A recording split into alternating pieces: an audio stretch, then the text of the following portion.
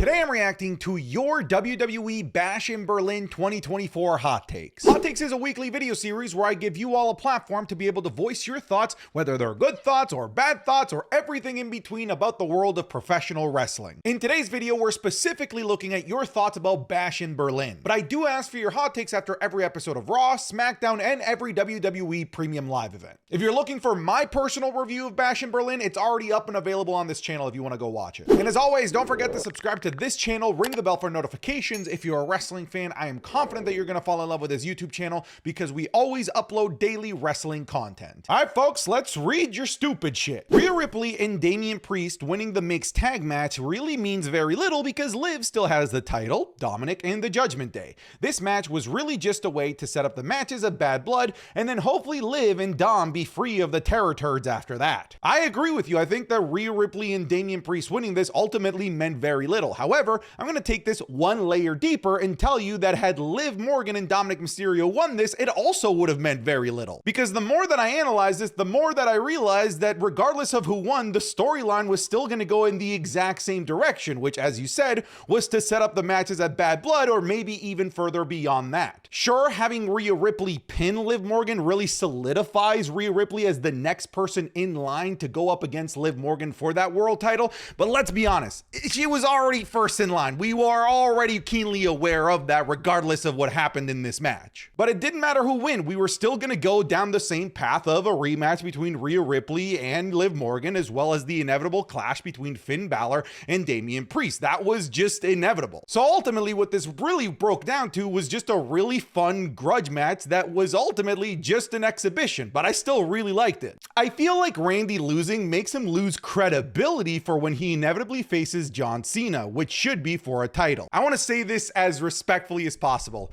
Are you hearing yourself? Randy Orton losing credibility? You want to know what his credibility is? His name is Randy motherfucking Orton. That's his credibility. That's all he needs. Randy Orton losing credibility. Get that garbage out of here, man. What are you talking about? Ludwig Kaiser needs a strong singles push in the very near future. This guy has unique promos, is great in ring, and has very little flaws and a lot of potential. Yep, everything that you are saying is things that I've been saying for a while now. Ludwig Kaiser is very good in all those regards, but he's so unique in the way that he delivers his promos and the way that he presents himself. The best way that I can describe it is that he is a Bond villain come to life in the world of professional wrestling, and that's not something that I've seen before. And because it's unique, I do believe that he is inevitably going to stand out. I do think that within a few years he can be a main event player. And yes, of course, the reactions to Ludwig Kaiser this weekend were a bit biased because he's in his home country of Germany, but it doesn't change my mind because I see these types of attributes every single week on Monday Night Raw. I'm just glad that they were able to find a space for Ludwig Kaiser and Bash in Berlin. It would have been criminal if he didn't at least somehow show up. KO should turn soon, or if not, it will start to feel stale like Austin Theory turning on Grayson Waller. Look, I'm gonna be honest, the Austin Theory face turn is like one of the things I'm the most excited about for Friday Night SmackDown, so I'm not with you in terms of thinking that it's getting stale in any way, shape, or form. However, if you are the type of person that wants these instant gratifications, these instant face and heel turns, then this is not the era of professional wrestling for you. You should already know at this point that Triple H is not going to do the thing that is super obvious on the show that's not one of the major shows. We've seen it play out time after time after time. I do think that in a previous regime under Vince McMahon that Kevin Owens likely would have turned heel after this match. But we just have longer storylines now. Nowadays, we don't have single PLE story arcs anymore. They tend to go for several months now. So I'm of the mind that I'm okay with it, and I don't personally think that the KO heel turn would have made sense after the match. And I'm sure that somebody's gonna write in more about this, so we'll talk more about this a little bit later. I'm not the only one who is kinda over Liv and Rhea, right? Yes, you are. And Owens' heel turn seems almost guaranteed with how much they've been teasing it. If not at Bash in Berlin,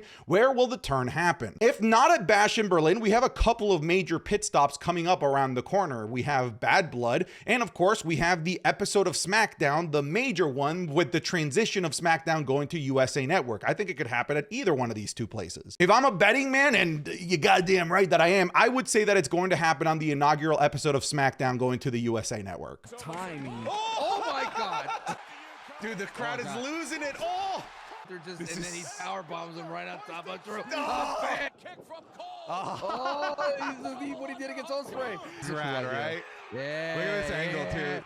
That was a sneak peek of this week's Wrestling is Cool Match Club watch-alongs available exclusively on patreon.com/SantiZap. This week, we're getting the Rhodes Brothers versus The Shield for the tag titles. A last man standing match between Ilya Dragunov and Dijak. The Triple Threat Classic between Sheamus, Drew McIntyre, and Gunther at WrestleMania 39. A forgotten gem between Drew McIntyre and Adam Cole down in NXT. And the legendary last man standing match between Umaga and John Cena. You're gonna get these and more, like the Raw reviews, SmackDown reviews, the Wrestling is Cool podcast 3 days earlier than everyone else, and our Royal Rumble watch-alongs that we're doing. We're going through every Rumble in history at the moment. Again, all of this is available on patreon.com/SantiZap. I'm confident that you're gonna fall in love with it if you even just give it 1 month. Again, the link will be in the description or the link in the pinned comment. Now, back to the video. These international shows deserve a big-time moment to happen. The crowds at every international show have been fantastic, and while we get great wrestling, we never get much in terms of storyline progression. That's something Triple H needs to change. That is true, but I don't think it's a symptom of being in Europe or an international market. I think it's a symptom of the B-tier PLE. And that's been a thing for like ever, not just in the Triple H era and not just during these European shows. Typically, these B PLEs or B pay-per-views never really move the needle, and nothing really like truly groundbreaking would ever happen at these. And because of that, a lot of wrestling fans would purposely miss these B-tier PLEs because they could just kind of catch the highlights or watch it after the fact because nothing super special would happen. And I don't think that that's going to change anytime soon. However, I am happy that these B-tier shows are in these European cities because although usually they're predictable and not many groundbreaking things tend to happen at these shows,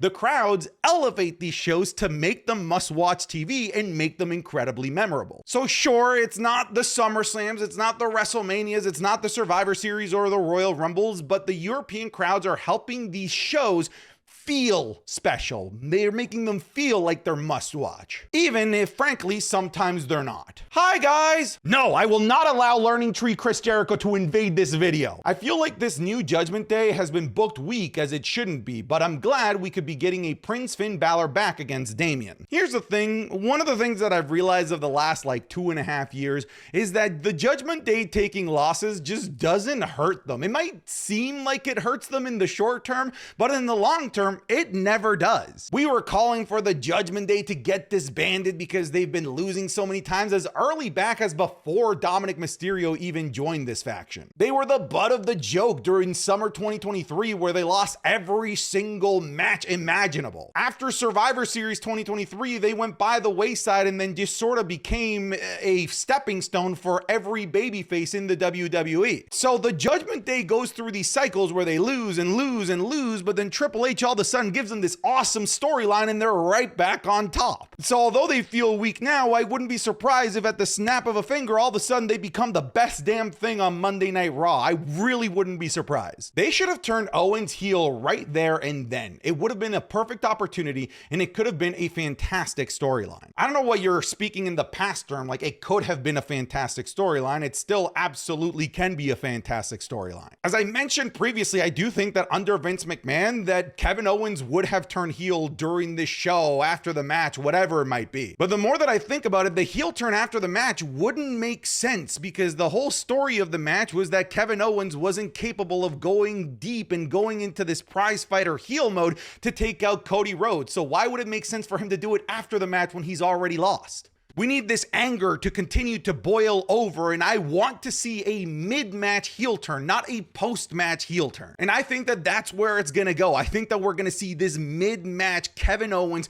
just going crazy and willing to kill Cody Rhodes in order to get this victory. To me, that's going to land so much better. Bianca Belair and Jade Cargill shouldn't have won. This was a great chance to have women's tag team get over on a clean win while starting the downfall of Jade and Bianca, and they blew it. Overall, good show though. So the things that you're mentioning here are actually the reason why I picked Alba Fire and Isla Dawn to win here. I thought that they were going to start the inevitable downfall of Bianca Belair and Jade Cargill right here. But I guess they're delaying this. I know that this has got to be Destination WrestleMania, and they're still quite a few months away from that. So perhaps I might have pulled the trigger a little bit too early in thinking that the downfall was going to start here at the end of August. But I do still think that it's inevitable. And I will say, I do believe that Bianca Belair and Jade Cargill are what's best for the women's tag team division, because it's because of these two that the women's tag titles are even getting time on a PLE. But I'm very curious as to what's going to happen with Isla Dawn and Alba Fire. That to me is like the big question here. CM Punk fucking delivered today. Still the best in the world. CM Punk versus Drew 3 in Hell in a Cell should main event Bad Blood. There's no other options. Yes, CM Punk is still freaking amazing. And yes, I absolutely agree that Drew McIntyre versus CM Punk needs to be the main event of this, even though Cody Rhodes is in his hometown of Atlanta, Georgia. This is Bad Blood. Look at every other Bad Blood from the Ruthless Aggression era and late Attitude era. Seriously, go look at the Wikipedia page. Every single one of those Bad Blood pay-per-views was main evented by the Hell in a Cell match. So unless you're also going to put Cody Rhodes in a Hell in a Cell match, I think you got to continue with the tradition and have CM Punk and Drew McIntyre be the main event in the Hell in a Cell. Randy Orton should have won. Why? So that he can win the 15th? Sure, I think that'd be great, but then in the process, we completely destroy Gunther, and I just don't think that that's worth it, considering you can give Randy the 15th at any moment in time. This wasn't about Randy Orton. This was about solidifying Gunther. It was around removing the asterisks around Gunther's championship win because he never beat Randy Orton clean. This was never about Randy getting his 15th, 16th, 17th. But it's going to happen. It just wouldn't have made sense if it started here. I feel like the 5 match cards aren't doing it for me. I love that every match is getting time to shine, but it's leaving so many things out. I would have loved to see Gable versus Howdy and the LA Knight Open challenge on the card. Sure, I think that there are things that are happening that could have potentially made its way to this PLE if there was more time. But I do believe that the WWE understands this, and they're making the go-home episodes of Raw and the go-home episode of SmackDown always feel like a mini PLE as well. And not only do I think that Gable, Howdy, and the LA Knight Open challenge were good enough to potentially be on the PLE, but hell, dude, Michin versus Nia Jax was fucking awesome as well, and it had the return of Bayley to boot. This is one of those PLEs where I'm more open to hearing more matches should have been on the PLE, but traditionally I've been good with the 5 match card because I know what an 8, 9, 10 match card looked like under Vince McMahon. It was usually terrible in a handful of matches that would go for less than 8 minutes, and I just don't want to go back to that. I appreciate that matches get time. I appreciate that matches feel special on PLEs, and I just don't want to bog that down by adding more and more and more. And I think that the current solution of making these go-home episodes of Raw and SmackDown feel extra special, I think works for me. I feel like PLEs from now on should be 5 to 6 matches. I felt like Bash in Berlin was amazing lengthwise. See, so there's 2 sides to the camp. There's people that fall more along the lines of where I'm at, and then people that just want the card to be a bit more filled up and bloated. But I will always take quality over quantity every single time. I know Gunther was the main event because it was in Berlin, but the Universal title not being on the main event feels kind of weird. Why? A storyline about, hey, we're friends, let's have a match. Oh, I don't think I deserve that. That's not a good enough storyline to main event. You can't just put it on the main event simply by de facto because it's Cody Rhodes in the WWE Undisputed Championship. If it doesn't deserve to be in the main event, and it didn't, it shouldn't be on the main event just by default. Michin is the best women's wrestler on the SmackDown roster. She's freaking amazing, man. I've been calling it now for months. Since December, I've been saying that she's the best kept secret on the SmackDown women's roster, and she showed out in that awesome go-home episode match in that street fight against Nia Jax. It's so good. Dirty Dom got PTSD after being put in the triangle chokehold again by Mommy. He now needs more chicken tendies to cope with his trauma. You know what that was? It was assault. Dominic Mysterio tried to apologize apologize to Rhea Ripley. He tried to extend the olive branch. He tried to give her a hug, tried to even give her a handshake. And you know what she did? She basically spat in the face of his respectful gesture. Truly, genuinely disgusting behavior. Punk needs all the momentum going forward as he could potentially main event WrestleMania. Yeah, when I look at the outlook of where WrestleMania 41 could go, I'm still just married to the idea that it has to be CM Punk versus Seth Rollins. And that to me is main event worthy, especially if you put the World Heavyweight strap on the line. It's going to be in the main event of night one at least. And some people are saying that now Drew McIntyre is buried because he's losing to Punk and he will likely lose the Hell in a Cell match. Here's the thing, Drew McIntyre has been doing all of his best work over the last 9 months on the back of losses and tragedy that happens to his character on TV. So Drew McIntyre losing this series to CM Punk will probably elevate him again because he's just so good off of working from defeat. But I don't think that Punk will have that same level of bounce back should he lose this feud against Drew McIntyre. I think that Punk needs to win to, as you said, continue that momentum as we build up to Punk versus Seth Rollins. The strap match with the lights wasn't as bad as I thought it would be. I knew CM Punk and Drew would have a good match, but resetting the corners made it last longer. Yeah, I know people are clowning me because, oh, Uncle Santi didn't understand the rules. I get it. I didn't fully understand the rules, and me not understanding the rules and having too many questions about the rules ultimately made me ask too many questions, and it took me out of the experience of it. I understand that that is a singular experience that I had. I still love the match. I just still don't like this stipulation. I just frankly don't. The idea of Kaiser or another European wrestler bringing back the European title is actually a good idea. It doesn't have to be permanent just while that particular wrestler holds it, and it could lead to a US title design change, which personally I'm all for. I would love that. We literally just saw that over in AEW as MJF turned the international title into the United States Championship, and I thought that it was brilliant and awesome and super narcissistic and brilliant. I would love if that were to happen, if like a Canadian were to win it, turning it into the Canadian Championship, a Mexican wrestler turning it into the Latin America or the Mexican Championship, the European Championship, as you've already said. I like the idea. I think it's cool. One of the most predictable match cards in a while. Say it with me and say it again. Predictable doesn't mean bad. Imagine a world where all of a sudden 2 + 2 = 5. The world would be chaos. It's okay to be predictable from time to time. Sometimes we should get the results that we expect. Swerves for the sake of swerves just ain't it, bro. Isla and Alba prove that they need more attention. Hopefully they aren't going to be tossed aside now. I'm concerned about that, and I really hope that that's not the case. I like what you said here, that they proved that they need more attention. I think that everyone involved in this match, Isla Dawn and Alba Fire, as well as Jade Cargill and Bianca Belair, like had to earn the respect of that crowd, because it was the only match that people in the Berlin crowd weren't immediately like super hot for, but they got them super hot by the end with their awesome performance. It was such a great match, and it was frankly really good because of the work of Alba Fire as well as Isla Dawn. Alba Fire especially, I thought that she was truly genuinely fantastic in that match. But they're the best tag team in the division. They really are. They're just not the most popular tag team. So I hope that they continue to be part of this picture for a really long time, because they are one of your cornerstones of the women's tag team division. I think Berlin topped Lyon, France as the greatest crowd of all time. It's very close, but I think that main event pushed them past Lyon. I'm not going to get into the war of Lyon versus Berlin. I really don't want to do that,